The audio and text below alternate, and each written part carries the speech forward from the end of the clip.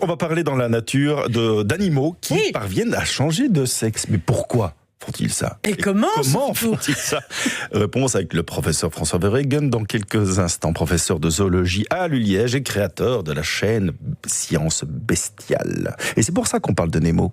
Ah, d'accord. C'est pas le dessin animé. Ah ben moi je crois que vous parliez de dessin animé. Vous connaissez mon côté. Enfin, j'espère que Nemo change de sexe. Ah, on parlera des deux. Dans le dessin animé, mais il change pas. Ne lancez pas des fake news, quand même. Allez. Teasing. 10h, 11h30. Tendance première. Plaisir de vous retrouver, François Verhegen, bonjour. Plaisir partagé, bonjour. Créateur de la chaîne Science Bestiale à découvrir sur YouTube. Foncez découvrir cette chaîne. Et puis vous êtes également, et là c'est beaucoup plus sérieux, professeur de zoologie à l'ULiège. Et aujourd'hui, François, avec vous, on va parler de ces animaux qui changent de sexe. Oui, changer de sexe, ce n'est pas du tout une bizarrerie de la nature. Et c'est un petit peu le message que j'ai envie de faire passer aujourd'hui. C'est en fait une stratégie très répandue dans le règne animal, des poissons aux mammifères, en passant par les crustacés, les reptiles, les oiseaux. C'est une stratégie qui offre d'énormes avantages pour survivre et se reproduire, figurez-vous. Et on va découvrir ça ensemble.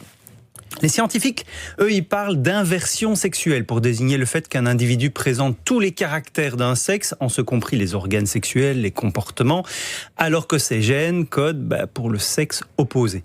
Et c'est un basculement qui peut survenir pendant le développement de l'embryon ou même plus tard au cours de la vie de l'individu, comme on va le voir. Et les causes des changements de sexe sont aussi très nombreuses. Alors, je vous propose de commencer avec les barramundi. Oui, commençons par les fameux barramundi. Des très gros poissons qu'on retrouve dans les cours d'eau d'Asie et d'Océanie. Au début de la mousson, les adultes descendent vers l'eau de mer pour frayer au niveau des estuaires. Les femelles vont chacune pondre des millions d'œufs qui seront aussitôt fécondés par les mâles. Et les alevins qui vont sortir de ces œufs sont tous des mâles. Tous. Donc, tous les jeunes barramundi sont de sexe masculin. Et ce n'est que vers l'âge de 7-8 ans qu'ils changent tous de sexe pour devenir des femelles. Les barramundi sont dits hermaphrodites. Ils possèdent des organes reproducteurs mâles et des organes reproducteurs femelles. C'est un terme scientifique qui puise ses racines dans la mythologie grecque, si vous voulez tout savoir, puisqu'il vient d'Hermaphroditos, fils d'Hermès et d'Aphrodite, qui fut condamné par les dieux à être à la fois homme et femme. Sauf que le barramundi, lui, il n'est pas en même temps mâle et femelle. Ses organes reproducteurs mâles sont actifs au début de sa vie, avant que ce soit le tour de ses organes femelles.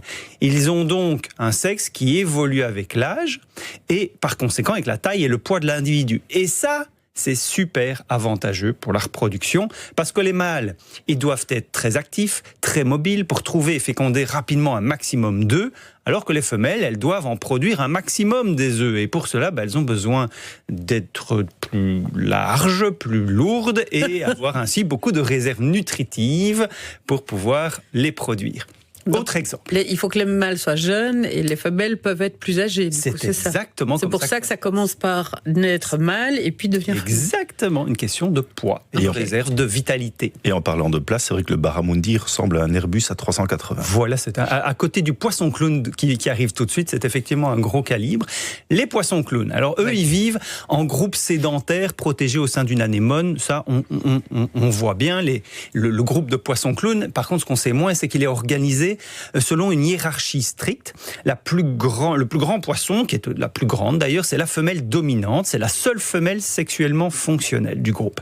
Le deuxième plus grand poisson du groupe, c'est le mâle reproducteur.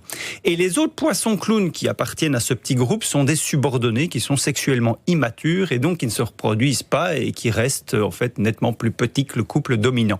Seul le couple de dominant se reproduit et pour s'en assurer, il exerce des pressions, des réprimandes, des agressions sur les subordonnés. Ah, c'est pas sympa. Non, c'est pas terrible. Et ils sont comme ça plusieurs espèces de poissons clowns. C'est Nemo, c'est un poisson clown. Comment dites ? C'est Nemo, le poisson clown. Et oui, voilà. J'y arrive d'ailleurs. Ah, pardon. Je vais pas se presser, c'est vrai que j'y arrive. Pardon. Mais lorsque la femelle dominante meurt ou disparaît, c'est là que ça devient absolument incroyable. Il se passe un truc de fou. C'est que le mâle dominant, veuf de sa compagne, change de sexe. Ses comportements changent, mais rapidement aussi ses organes sexuels, puisqu'il arrête de produire des spermatozoïdes et fabrique à la place des ovules. Il devient donc la nouvelle femelle dominante du groupe, et se choisit le plus grand de ses petits subordonnés pour devenir son partenaire et prendre la place de mâle reproducteur. Et c'est là, Cédric, que je fais ma parenthèse cinéma. Puisque Nemo, le mignon petit poisson clown du dessin animé Pixar Disney, eh bien dans le monde de Nemo, au tout début du film, vous vous rappelez du début du film, le barracuda attaque le nid de la famille de poissons clowns et seul Nemo survit parmi les œufs qui ont été déposés. Et son père, qui s'appelle Marin, est le seul parent restant. Car Corail, la maman, est tuée lors de cette attaque. Nemo grandit donc avec un parent unique qu'il appelle papa. Pourtant, chez les poissons clowns, lorsque la femelle dominante meurt, c'est le mâle le plus haut placé dans la hiérarchie qui la remplace et devient une femelle. Marin aurait donc dû devenir Marine. Voilà une erreur que Disney a donc laissé passer, mais que je suis heureux d'avoir corrigée. Mais oui. Oui. Ce mécanisme est fascinant, mais aussi extrêmement pratique pour les poissons clowns, puisqu'il garantit qu'il y a toujours exactement un reproducteur de chaque sexe par anémone, tout en faisant en sorte qu'une relève soit assurée immédiatement en cas de décès. Ça minimise d'ailleurs les coûts de compétition, ça réduit la mortalité liée au déplacement hors de l'anémone, et ça maximise la valeur reproductive de chacun selon sa position dans la file d'attente. Les poissons d'un côté, mais chez certains reptiles, la détermination du sexe est aussi très flexible, on dirait même plastique dans notre langage. On utilise le mot de plasticité pour parler d'espèces qui peuvent, à partir d'un même gène, donner plusieurs formes, plusieurs apparences possibles. Et prenons le dragon barbu d'Australie. Alors, contrairement à son nom, c'est un petit lézard.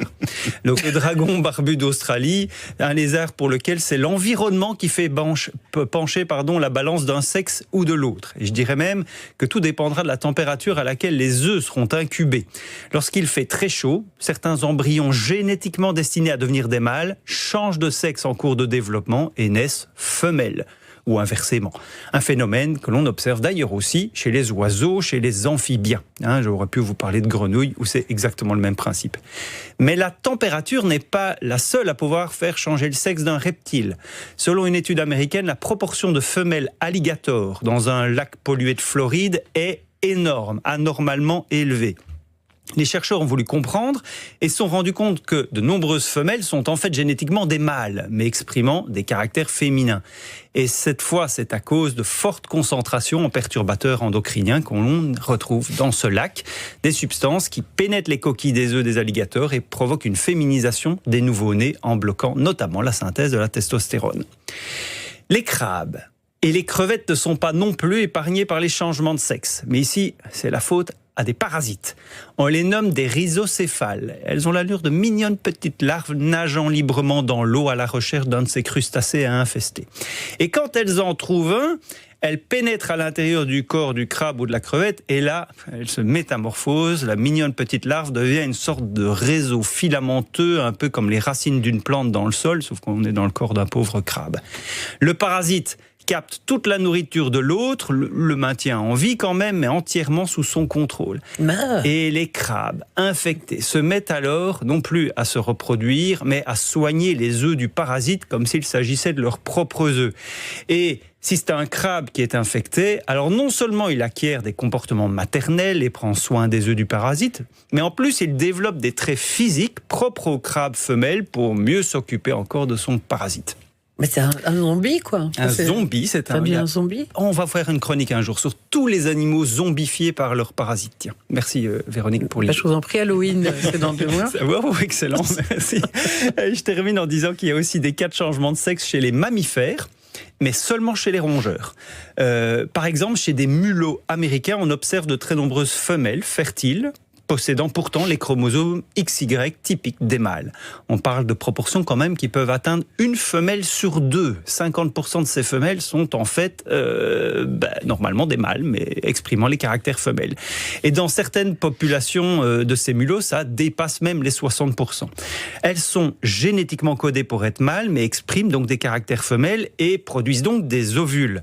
Et la faute ici revient au chromosome X qui est pourvu d'une mutation manifestement très commune et qui perturbe le programme mâle codé par le chromosome Y et empêche ainsi le fonctionnement de ce chromosome de certains de ces gènes et donc aussi, par exemple, le bon fonctionnement des testicules.